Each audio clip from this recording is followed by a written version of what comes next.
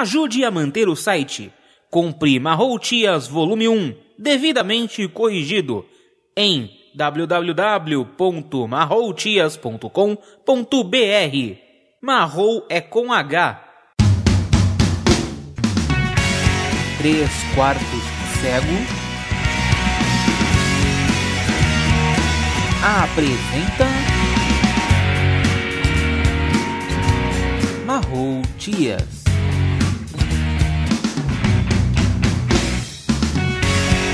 Escrito por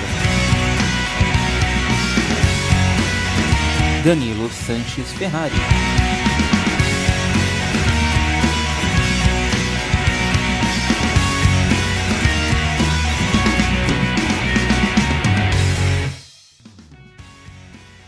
O novo membro.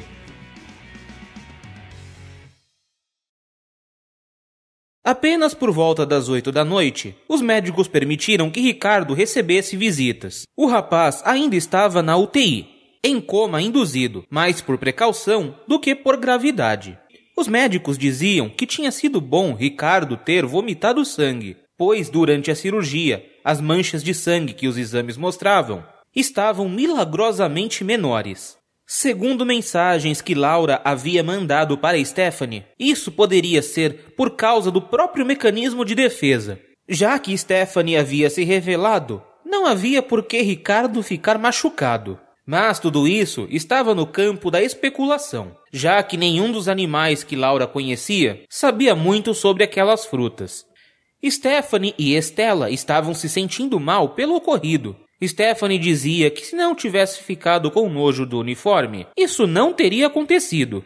Já Estela achava que deveria ter secado o uniforme da filha no forno do fogão. Assim, ela poderia vesti-lo mais rápido. Mas o mais incrível era que Viviane também estava se sentindo culpada, já que ela tinha feito Ricardo sair da cozinha envergonhado. Otávio ficou com a missão ingrata de contar a verdade aos pais do rapaz. Mas até o momento da visita, ele não tinha feito isso. Após a visita, os pais de Ricardo voltaram para a recepção do hospital animados, pois, segundo eles, o filho havia acordado, e pelo que tinham percebido, ele não estava com sequela alguma. A notícia fez Stephanie chorar descontroladamente, só que de uma maneira aliviada. Estela também chorava, mas era mais discreta. Viviane enxugava os olhos com um guardanapo, lembrando uma madame que preza pela postura. Otávio chamou o pai de Ricardo discretamente para um canto e começou a explicar o que tinha acontecido. Stephanie e os outros estavam a uma certa distância dos dois e não podiam escutar o que era dito, mas eles podiam ver o pai de Ricardo ficando branco, fazendo cara de medo, depois de assustado, enquanto colocava as mãos na cabeça. O pai de Ricardo era um homem forte, não por frequentar academias, mas sim porque ele era pedreiro. Ele tinha pouco cabelo e uma pele marcada pelo sol e a poeira que se enfrentavam em uma construção. O pai de Ricardo viu Stephanie chorando, se aproximou dela, agachou colocando a mão no ombro dela, dizendo: "Calma que já passou. Podia ter acontecido com qualquer um. Já vi esse tipo de descuido acontecer com vários colegas." Stephanie abraçou o homem, que também começou a chorar. Como não havia mais o que fazer ali, todos foram para suas casas. Quando Stephanie e os pais chegaram em casa, encontraram a mesa posta e a mãe de Pamela no fogão, esquentando algo em uma panela. Quando a senhora viu todos entrando, ela falou a Estela: "Desculpa, mas eu mexi nas suas coisas para fazer um arrozinho." "A senhora não deveria fazer esforço," exclamou Estela indo até o fogão. "Agora eu não posso nem fazer comida? Onde já se viu?" rebateu a mãe de Pamela indignada. Stephanie escutou um barulho vindo de seu quarto e subiu para ver o que era. Quando ela entrou no cômodo, viu Pamela secando seu uniforme com um secador de cabelos. Stephanie ficou sem entender nada, e Pamela explicou que a saia tinha ficado suja de sangue, e ela tinha lavado o uniforme novamente. Stephanie agradeceu a ajuda, e como o uniforme já estava praticamente seco, se transformou, vestiu e voltou para a forma civil. Depois que jantaram, Augusto levou Pamela e os pais para sua casa e deixou Viviane e Fake na casa dela. Stephanie e os pais foram dormir, pois aquele sábado tinha sido complicado. No domingo à noite, Stephanie foi visitar Ricardo, que já tinha ido para a enfermaria. Os médicos ficaram espantados com a recuperação dele e disseram que provavelmente no dia seguinte ele já teria alta. Stephanie pediu desculpas para o rapaz, que disse que seria melhor conversarem quando ele saísse. Stephanie entendeu a precaução, afinal haviam mais 3 pessoas na enfermaria. Otávio continuava trabalhando na construção do site para divulgar as provas que Vitório havia dado.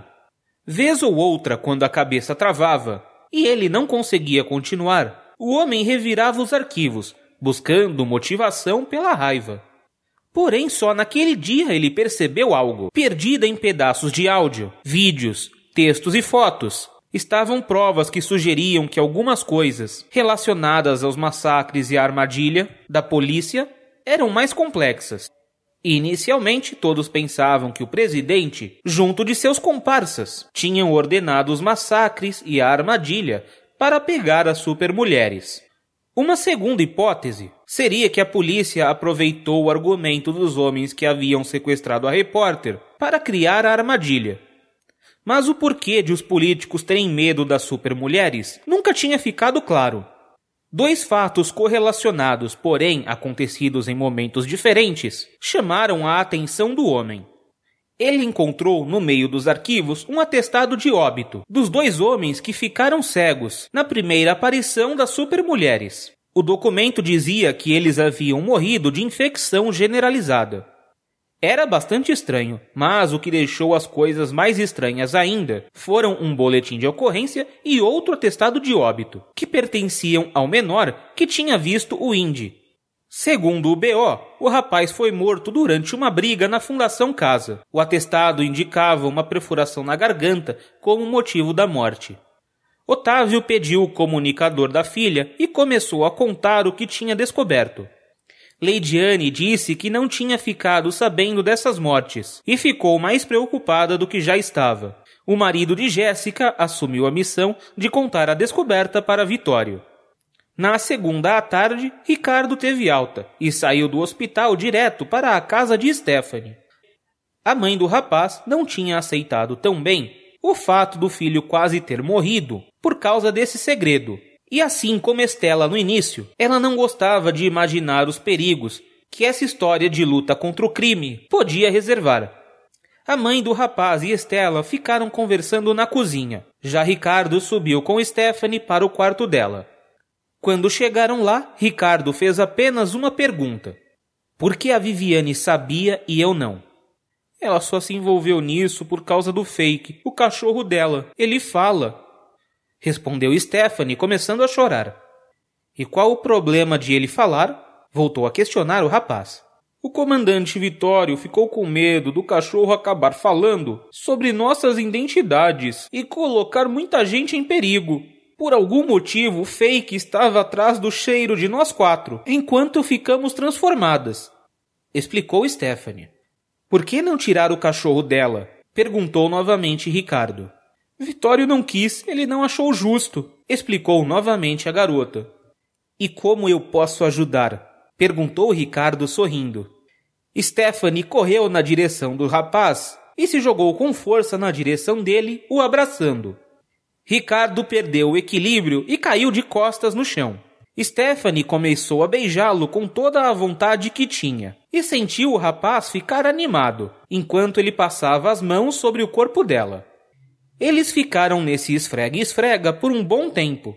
Em um dos momentos em que os lábios deles se separaram, Ricardo olhou para a porta e tomou um susto.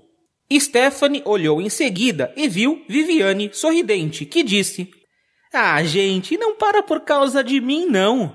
Se eu não puder participar, ficar olhando já tá bom. Stephanie ficou vermelha e parada encarando Viviane. Ricardo tentou sair debaixo de Stephanie, mas ela estava totalmente sem reação. O rapaz perguntou o que ela tinha e ela respondeu: Por um segundo eu levei a ideia de Viviane em consideração. Que droga! Qual ideia? Perguntou Viviane empolgada. A de você participar, respondeu Stephanie, corando mais ainda. Ricardo soltou uma exclamação enquanto Viviane agarrou Stephanie e a levou para a cama, se deitando sobre ela, tentando beijá-la. Stephanie começou a empurrar a cabeça de Viviane com as mãos, mandando ela parar. Como Viviane não conseguia alcançar a boca de Stephanie, ela começou a lamber o queixo da amiga. No início, Ricardo ficou excitado, mas naquele momento a situação tinha ido mais para o lado cômico do que para o erótico, e ele começou a rir. Viviane pareceu ofendida e perguntou o porquê ele estava rindo. Ele respondeu: do jeito que a Stephanie está empurrando sua cabeça enquanto você lambe o queixo dela, não é excitante, é uma cena de comédia. Viviane saiu de cima de Stephanie, se sentou na cama e reclamou, enquanto olhava para o queixo da amiga cheio de saliva. O pior é que, pensando bem, tava mesmo, exclamou Viviane. Todos acabaram rindo e Ricardo voltou a perguntar como podia ajudar. Stephanie perguntou se ele sabia mexer na Deep Web para criar uma página e divulgar provas contra os verdadeiros culpados das chacinas. Ricardo contou que já tinha acessado a Deep Web e lido bastante sobre a arquitetura de sites de lá. E aceitou a missão. Continua. Visite o site 3quartoscego.com. Entre em contato através do e-mail contato@3quartoscego.com.